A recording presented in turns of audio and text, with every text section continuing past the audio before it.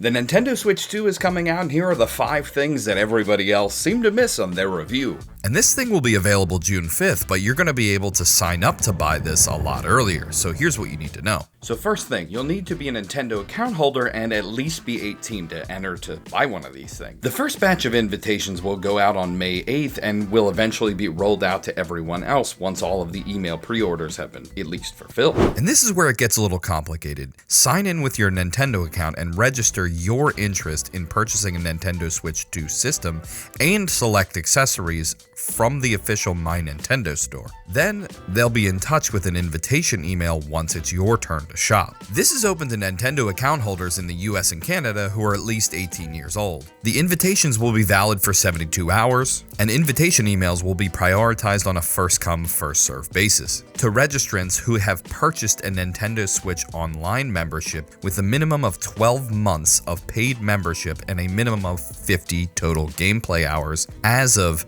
April 2nd, 2025. So this basically means you would have needed to have a Nintendo Switch Online account membership with a minimum of 12 months paid membership, 50 gameplay hours, and it had to be all done before April 2nd, which means it's in the past. So if you didn't have that already, you're going to be bumped down in the queue. This is to ensure that we don't get hit with bots and scammers trying to buy up a bunch of consoles and make a bunch more demand than there actually is for this console. There are going to be people who want to buy this thing, but not buy 5 or 6 consoles a person. This makes certain that people who have already been gaming on Nintendo systems get one when they want one. Next, here are the games that are available on June 5th when this thing is actually available to the public. Mario Kart World will be available on June 5th as a launch title. Donkey Kong Bonanza will not be available on June 5th, it will be available July 17th. So Metroid Prime 4 doesn't have a date set yet, it is just saying it's going to be out in 2025. So this is also true for Kirby Air Riders and Drag X Drive, the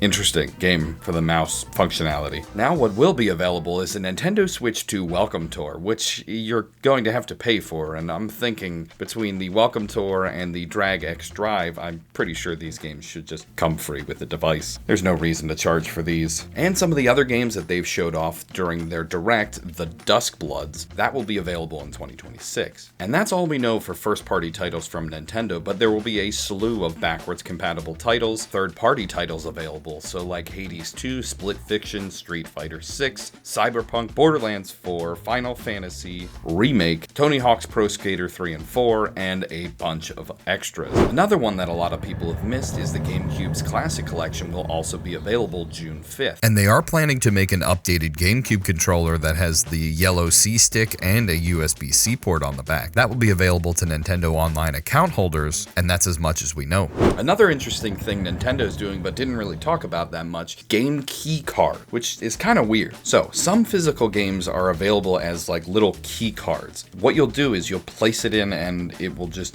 download the game from Nintendo's servers. So I think this is to not have the game available so that they can double check that you own the cartridge and you still have the cartridge. You can also download them from the eShop directly and just store the key on your device. So I'm not quite sure why they're going to be selling games that don't have any data on them, but that do hold the physical key. So I don't know if this is just something that Nintendo's doing to try and cut down on people pirating games or something like that. But in addition to this, you will need an internet to check with their servers, double check that this is the game that you own, and once it's installed, you don't need to use the internet past that, but it will need the internet on the first go around just to make sure that everything's fine. Another big thing that Nintendo brought out, just kind of glossed over in their Direct, game sharing. I think this is going to be awesome for people who have a bunch of old Switches or are getting the new console and hoping to play with other people when you just have one cartridge. I think this is going to be a great feature that's really going to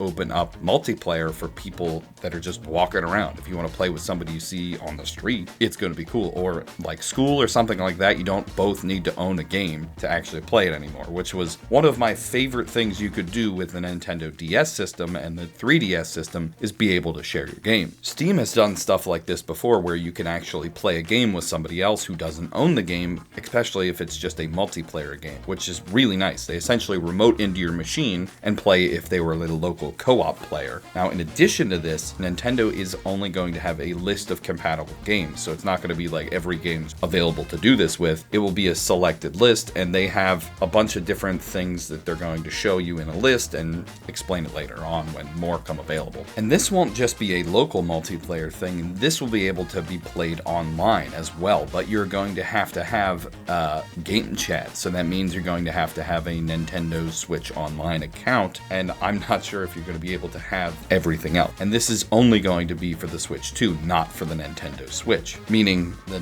regular old Nintendo Switches will be able to receive shared games locally, while the new Nintendo Switch 2 will be able to share them locally and over the internet. The few games that are available right now and on the list with Game Share are Super Mario Party Jamboree, Big Brain Academy, Super Mario 3D World, Mario Odyssey, Captain Toad Treasure Tracker, and Clubhouse Game. So it's not a whole lot of games. You'll be able to play some of these games at launch when the Switch 2 comes out with your friends, and choose wisely because you're going to be able to pick one of them and you'll all be able to play. And one of the other things that Nintendo did explain pretty well, but not all the way, was the upgrade packs. So the Nintendo Switch 2 edition of a game is the actual Switch edition of a game plus the content pack that is available for the Switch 2. So any game that they're releasing that isn't a Nintendo Switch 2 only game, they're going to have the availability to be purchased on the Switch as well. So if they're developing a game, say like Metroid Prime 4, they're going to be developing it for the Switch. All they're going to be doing for the Switch 2 is including the game as a bundle with the upgrade pack, which is why I think they're getting away with this $80 price point for games, because they're essentially saying, oh, well, this is a $60 Switch game, and we're adding a $10 to $20 premium for all the extra features for the Switch 2. So we'll see how all this plans out. They put a bunch of asterisks on these prices because I think people are a little bit peeved with how the pricing is going. And this also works with old Switch games too. So if you have the